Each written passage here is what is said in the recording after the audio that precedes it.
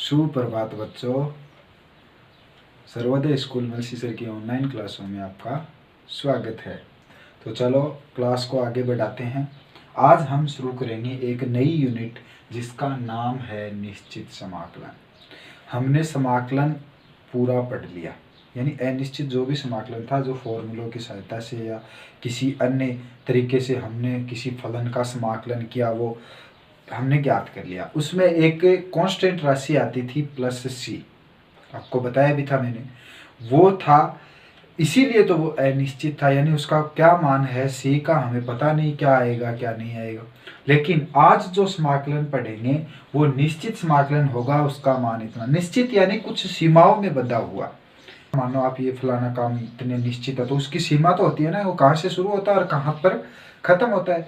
तो उस निश्चित समाकलन की एक तो मैंने परिभाषा लिखी है, और निश्चित समाकलन तो हम ज्ञात करेंगे। आज जो विधि ज्ञात कर रहे हैं वो है निश्चित समाकलन प्रथम सिद्धांत से समाकलन ज्ञात करना। ठीक है, तो देखो कोई फलन, माना f(x) कोई सतत फलन है। बिल्कुल ठीक है सर, सतत है।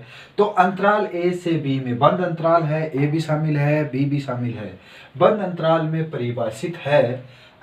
अब इस अंतराल a b को n बराबर भागों में बांटो, विभाजित करें, और कुल भागों की संख्या कितनी हो जाएगी n, तो प्रत्येक भाग की चौड़ाई कितनी हो जाएगी h। तो ग्राफ इस प्रकार है। देखो ये कोई फलन है y बराबर f(x), सतत है, कहीं पे भी टूटा हुआ नहीं है, बिल्कुल नहीं है सर।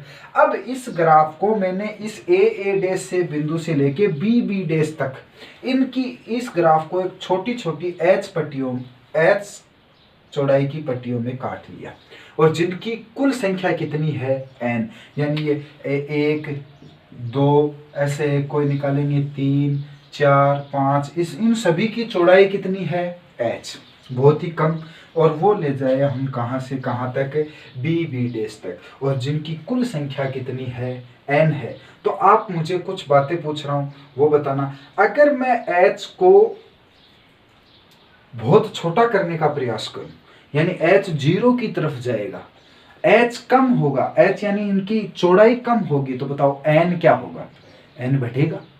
भाई अगर h 0 की तरफ, बिल्कुल 0 की तरफ जाएगा, तो n किसकी तरफ जाएगा, अनंत की तरफ। तो देखो जब h किसकी तरफ जाता हो, 0 की तरफ, तो n किसकी तरफ जाएगा, अनंत की तरफ, क्योंकि h घटाएंगे यानी उनकी चौड़ाई घटाएंगे तो इनकी संख्या बढ़ेगी। यहां तो मैंने n मानी है। तो बताओ कुल पट्टियों की संख्या कितनी है n। अंतराल क्या है a से b, तो एक बात तो प्रत्येक पट्टी की चौड़ाई कितनी मानी अपन ने h। अतः अब nh यानी इस टोटल nh का मान क्या होगा, यानी b में से ये जो बाद वाला जो लास्ट फलन जहाँ पे सीमा पे जा रही है उसमें से पहले वाली सीमा घटा दिया, ये आपके पास nh का मान आ गया है ना। n यहाँ पट्टियों की संख्या, h यहाँ, यानी n को h से गुणा कर दिया, ये मतलब h एक पट्टी है, ये कुल टोटल कितना हो गया nh, यानी n पट्टियां h बना के n पट्टियां हैं, तो टोटल कितनी होगी, अगर निकालें तो ये पूरा का पूरा एरिया कितना हो गया nh एरिया नहीं, यानी ये पट्टियों की टोटल यहां से लेके यहां तक क्या हो गया nh, जो क्या आएगा, ये लास्ट में b है और ये a है, तो इनके बीच का ही तो है b - a, तो ये हो गया nh b - a। तो अब देखो a से b जब कोई समाकलन निश्चित सीमाओं में, देखो यहाँ पहले हम इन्हें a और b कुछ नहीं लगाया था, केवल समाकलन का निशान f(x) का dx कर रहे थे। अब देखो f(x) का समाकलन है कहाँ से तक, a से b तक। तो देखो कैसे ज्ञात करेंगे, limit h tends to 0, h किसकी तरफ जाएगा 0 की तरफ, और n किसकी तरफ, अनंत की तरफ। तो h इंटू इन सभी टुकड़ों के, बताओ ये पहला टुकड़ा कोई फलन a माने तो f a प्लस h, फिर a प्लस 2h, फिर a प्लस 3h, फिर a प्लस 4h, जुड़ते जाएंगे, इतने कितने आएंगे nh, है ना। तो किसी बिंदु a के लिए तो देखो बोलो h बराबर क्या हुआ, f a plus h plus f a plus 2h a plus 3h, इसका सबका मान ज्ञात कर लेंगे कहाँ तक, f a प्लस nh तक, और इस सीमा से प्राप्त जो भी मान होगा उसे हम कहते हैं, या इस विधि को क्या कहते हैं, प्रथम सिद्धांत से समाकलन करना। बोलो ये क्या होता है प्रथम सिद्धांत से समाकलन। हाँ, हो सकता है आपको अभी थोड़ा सा समझ में नहीं आया होगा, कुछ तो समझ में आया। अब आपको एक क्वेश्चन की सहायता से समझाऊंगा, बस आपको इतना ही ध्यान में रखना है कि प्रथम सिद्धांत से समाकलन क्या होता है। ये लिखा हुआ एफ एक्स का डी एक्स कहाँ से कहाँ तक, ए से बी तक क्या होता है, limit H F A plus H, इसका मान ज्ञात कर लेंगे, एफ ए प्लस 2h इसका भी कर लेंगे, एफ ए प्लस 3h कर लेंगे, डॉट डॉट डॉट कहाँ तक, F A plus N H तक। और इस सीमा का मान हमने 11वीं क्लास में भी पढ़ा है और 12वीं क्लास में भी पढ़ा है। इस लिमिट का जो भी मान प्राप्त होगा वो इसका ए से बी में क्या कहलाता है, समाकलन कहलाता है, जिसमें अपने को सी वगैरह कुछ भी लगाने की आवश्यकता नहीं होती। और ये सिद्धांत क्या कहलाता है, प्रथम सिद्धांत। अब देखो इसको एक उदाहरण के तौर पर सीखते हैं। एक कोई फलन है 3 से 5 तक का समाकलन करना है, किससे, प्रथम सिद्धांत से। किससे करना है, प्रथम सिद्धांत से समाकलन। बोलो तो सबसे पहले प्रथम सिद्धांत से समाकलन परिभाषा अनुसार क्या होता है, ये रहा सर एफ एस, ये आपको जो पीछे मैंने बताया, तो ये आपको ध्यान में होना चाहिए। ये होता है प्रथम सिद्धांत से समाकलन। अब यहाँ से जो मान है वो लिखो, तो बोलो यहाँ a बराबर कितना 3, b बराबर कितना बोलो 5, देखो a की जगह 3, b की जगह 5, a और b का मान आ गया। फिर अपने को पट्टी माने हमने h, अपने को निकालना पड़ेगा NH। NH क्या होता है बताओ, उसमें मैंने परिभाषा में बताया था, बोलो क्या होता है b माइनस a।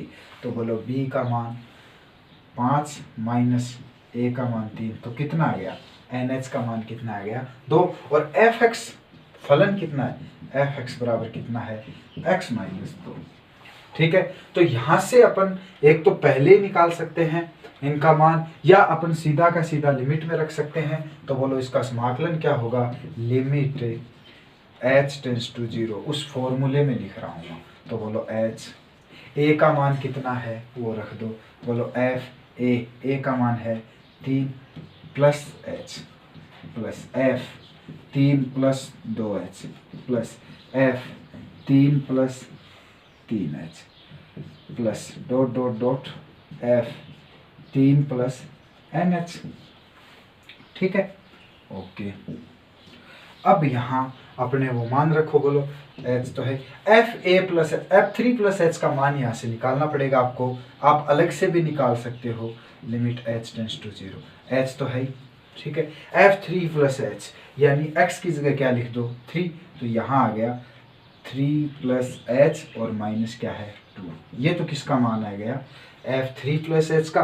अब f3 प्लस 2h का, तो बोलो दूसरे कोष्टक में आएगा, मान लो x की जगह क्या लिख दो 3 प्लस 2h और माइनस क्या है 2 प्लस f3 प्लस 3h यानी x की जगह क्या लिख दो, तो यानी 3 प्लस 3h और minus 2 plus dot dot dot f3 plus NH, तो यहाँ पे लिख दो, बोलो f, तो x की जगह लिखा 3 प्लस NH माइनस 2। ये अपना फलन का मान। या आप एक काम ऐसे भी कर सकते हो, अलग से इनका मान निकाल लो। सर यहाँ अलग से हम निकाल लें f3 प्लस h का मान, तो यहाँ निकाल लो f3 प्लस 2h का मान, यहाँ 2-3 मान अलग से निकाल के वो यहाँ पे रख दो। तो यहाँ रख दिया मैंने तो सीधा ही, तो बोलो क्या लिमिट। अब लिमिट का मान आपको याद करना आना चाहिए, क्योंकि लिमिट को पढ़ते हुए अपने बहुत दिन हो गए। तो ये कितना आया, बोलो 1 प्लस h। ठीक है, बीच में निशान प्लस का है तो कोई दिक्कत भी नहीं है वैसे। 1 प्लस h, ये क्या आएगा 1 प्लस 2h प्लस ये क्या आएगा 1 प्लस 3h, है ना, आएगा कि नहीं आएगा, plus dot dot dot dot ये क्या आएगा 1 प्लस NH। अब ये टोटल पद कितने हैं, n ही तो है। तो बताओ ये जो एक एक एक एक एक एक करके ये कितने हैं, n है। तो ये देखो क्या हो गया, limit h tends to 0, h मैंने बाहर ले लिया, तो एक एक एक ऐसे जोड़ेंगे तो ये कितने हो जाएंगे।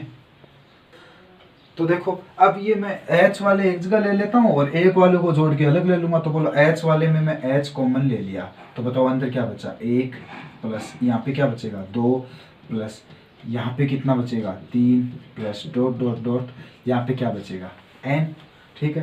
प्लस एक एक कितनी बार है n बार, तो 1 plus 1 plus 1 plus dot dot dot dot n बार, कितनी बार है n बार, ठीक है। अब देखो limit h tends to 0, h बाहर है, ये h अंदर वाला है। अब ये देखो 1 2 3 4 5 6, ये क्या है बता सकते हो आप मुझे? n प्राकृत संख्याओं का योग। मैंने 11th क्लास में आपको बताया भी था कि बच्चों ये n प्राकृत संख्याओं का योग या n प्राकृत संख्याओं के वर्गों का योग, ये सारे फॉर्मूले अपने काम आएंगे। तो मैं यहाँ फॉर्मूला लिख देता हूँ, इस क्वेश्चन के बाद में वो आपके सारे वो क्वेश्चन फॉर्मूले भी मैं लिख दूंगा। तो बताओ n प्राकृत संख्याओं का योग क्या होता है, बता सकते हो? होता है n इंटू n प्लस 1/2। तो यहाँ लिख दिया n इंटू n प्लस 1/2 रख दिया, प्लस इसका मान कितना हो जाएगा n, हुआ कि नहीं हुआ? बिल्कुल हो गया, ठीक है। अब आगे h into H, H square हो जाएगा। अब देखो इसको अंदर गुना किया मैंने, लिमिट h टेंस टू 0, इस h को मैं बाद में गुना कर दूंगा, ठीक है। तो ये देखो n into N, N square h, तो बोलो n square h plus n into 1 n, और इसको किया n h, बट्टा क्या है 2, बिल्कुल है, प्लस ये क्या है n, ठीक है। अब इस h को अंदर गुना कर दो, यहाँ मेरे पास जगह नहीं है, मैं यहाँ कर देता हूँ। तो देखो क्या आया, limit h tends to 0, h को अंदर किया, बोलो ये क्या हो जाएगा n स्क्वायर h स्क्वायर, ठीक है। यानी ये n square plus h square, और इससे गुना किया तो बोलो क्या हो गया प्लस n h स्क्वायर, ठीक है। प्लस ये तो पट्टा आ गया 2, और प्लस NH, इसको भी तो अंदर गुना h से करना पड़ेगा, तो ये हो गया NH, ठीक है। अब अपने पास देखो NH का मान है क्या, अपन ने निकाल रखा है, वो यहाँ काम आएगा।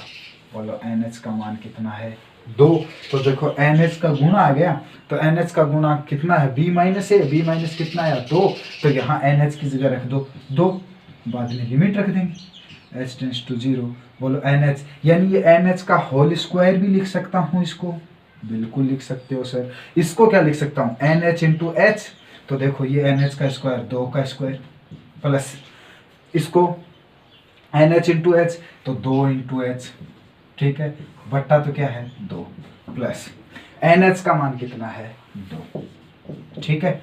अब लिमिट रख दो h टेंस टू 0, तो बोलो ये क्या है 2 का स्क्वायर कितना होता है 4, प्लस ये तो 2 गुना h का मान 0 रखा 0 बट्टा 2 प्लस 2, ठीक है। 4 में 2 का भाग दिया 2, प्लस 2 बराबर कितना आ गया आंसर 4।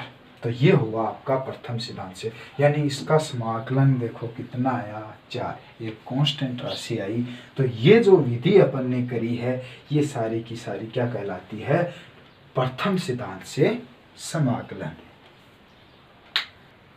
तो अब आप अपनी बुक की प्रश्नमाला 10.1 निकालना, और वो है प्रथम सिद्धांत से समाकलन ज्ञात करना।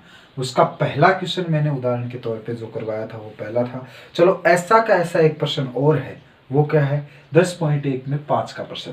सारे प्रश्न कराऊंगा, लेकिन एक बार पहले 5 वाला देख लो क्या है। वैसा का वैसा है, देखो वैसे कि वही का काम अपने को करना पड़े तो एक बार रिवीजन भी हो जाएगा अपने लिए उसी प्रश्न का, किसका, प्रथम सिद्धांत से समाकलन का। तो बोलो यहाँ से अपने ज्ञात करो सर क्या, एफ एक्स क्या है x प्लस 4, ठीक है। a बराबर बोलो 0, b बराबर बोलो 2, सर NH ज्ञात करो, NH क्या होता है b माइनस a, तो 2 माइनस 0 इज इक्वल टू 2, यानी NH का मान कितना हो गया 2। प्रथम सिद्धांत से या परिभाषा अनुसार ये लिखो आप यहाँ पे नीचे, या प्रथम सिद्धांत से या परिभाषा अनुसार ये लिख दिया। अब देखो मैं रख रहा हूँ डायरेक्ट, बोलो क्या, limit h tends to 0, h f a का मान कितना है 0, तो यहाँ क्या लिख सकता हूँ 0 प्लस h, तो ये 0 plus h plus f 0 plus 2h plus f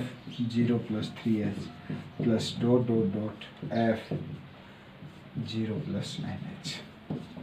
okay, ठीक है, फिर आगे देखो क्या है। अब उसका 0 प्लस एच तो एच ही होता है, और 0 प्लस 2h भी क्या होता है, 2h ही होता है। तो ये सारा का सारा इनका फलन का मान निकाल लो, या आप अलग से निकालना चाहो तो यहाँ से देखो f 0 प्लस एच यानी एफ एच बराबर क्या होगा, h प्लस 4।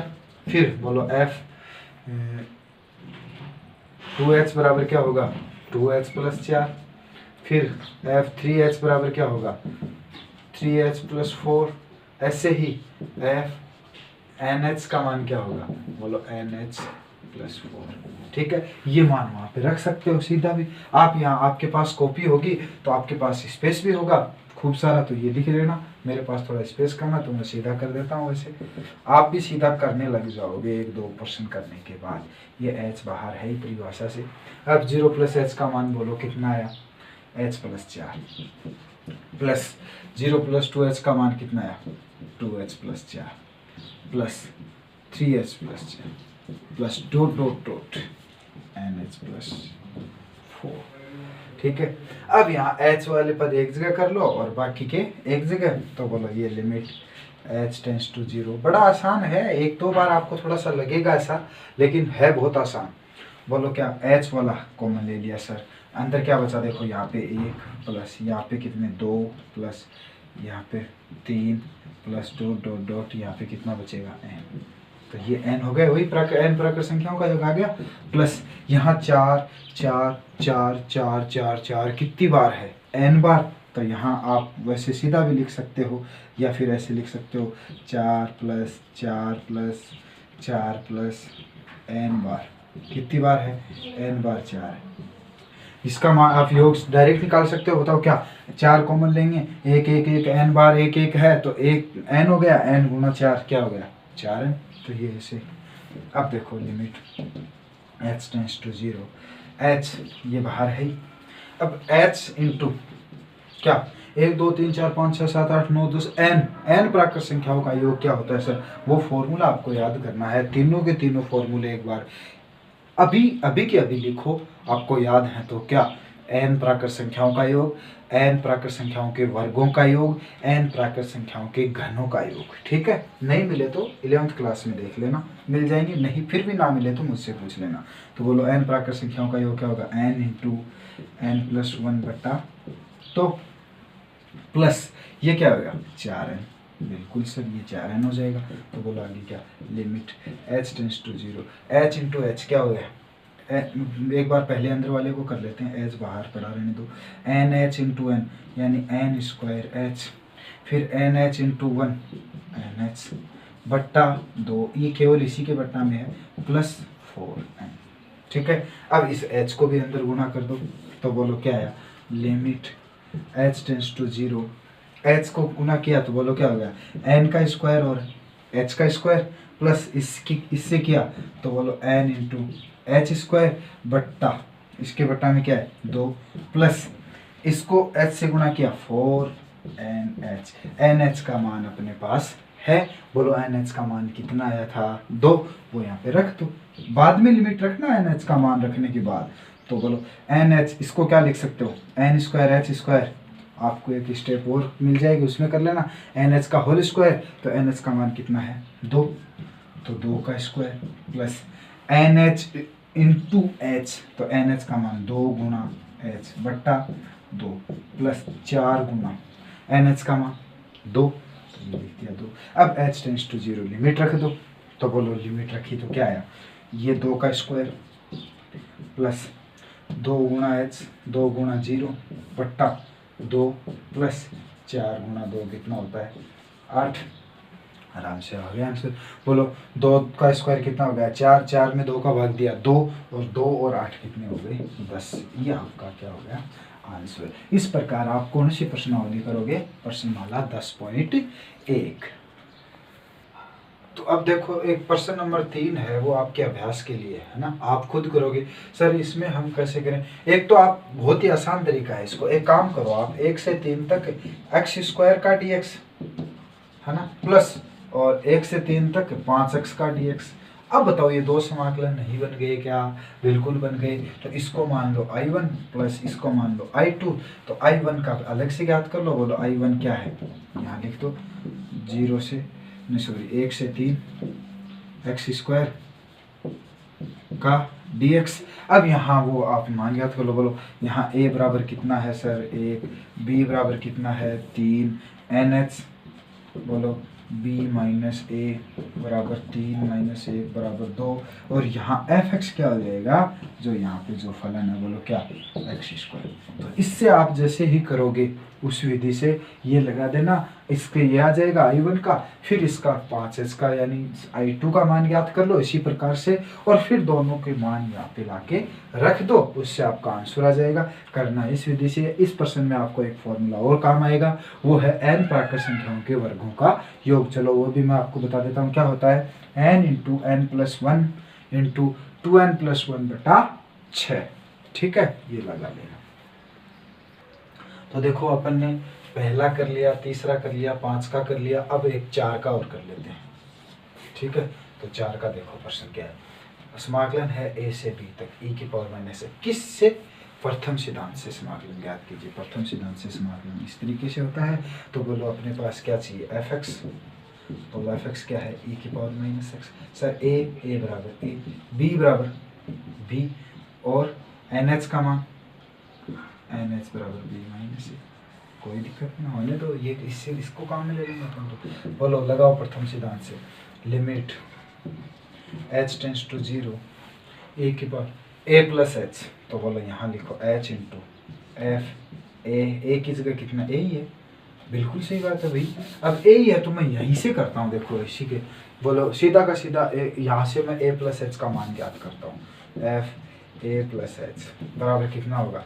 e की पावर माइनस बाहर है a प्लस एच। ठीक है, f a प्लस 2h का मान क्या होगा? e की power minus a plus 2h। ठीक है, f a प्लस 3h क्या होगा? e की power minus a plus 3h। इसी प्रकार f a प्लस nh का मान क्या होगा? e की power minus a into sorry plus NH। ठीक है, ओके।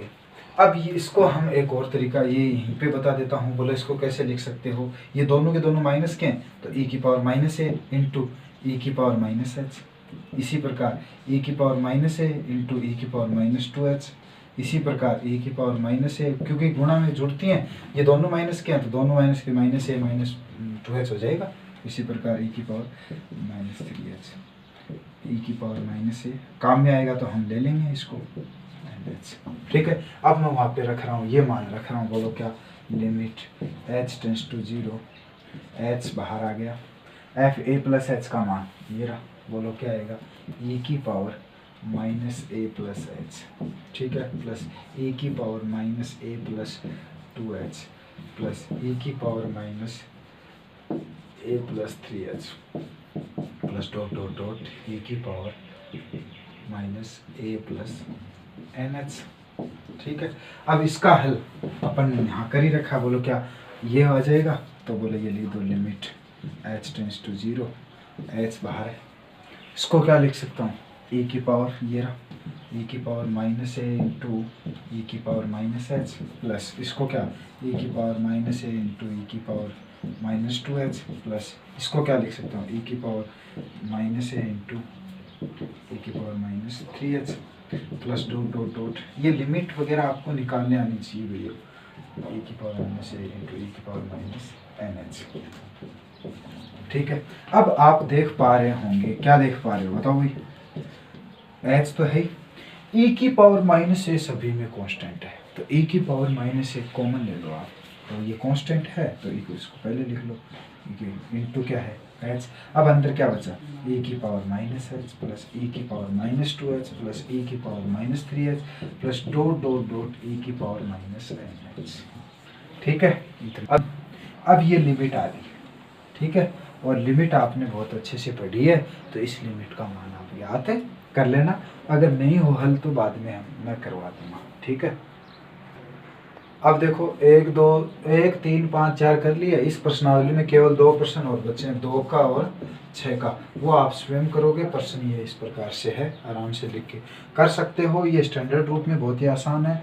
वही फॉर्मूला जो अभी थोड़ी देर पहले अपने एक्स स्क्वायर का किया था ना, वो कहाँ शायद 3 से 5 था, ये होगा ए से बी, हो जाएगा आराम से। ये 6 का प्रश्न है। तो 2 प्रश्न आज आपके लिए क्या है, होमवर्क के लिए। और सीमा का मान अगर लिमिट अगर कहीं नहीं निकालनी आए तो वो कोई बड़ी बात नहीं है। आज जो मैंने पढ़ाया क्या है, प्रथम सिद्धांत से समाकलन, वो समझ में आना चाहिए। लिमिट तो आप जब 11th पढ़े उसी की तो है, तो 11th वाली लिमिट आपको आनी चाहिए। नहीं आई तो यहाँ आप सीख लेना। या 6 की प्रश्नावली में भी अपन ने लिमिट का काफ़ी सारा अध्ययन किया है, ठीक है। तो ये 2 प्रश्न आप कर लोगे। तो आज हो गई अपनी कौन सी प्रश्नावली, 10.1। इसका आप होमवर्क कर लेना और होमवर्क करके सूचना कर लेना। अगर कोई बात नहीं समझ में आए तो फिर से पूछ लेना, फिर आगे अपन नेक्स्ट क्लास में पढ़ेंगे। आज के लिए इतना ही, धन्यवाद।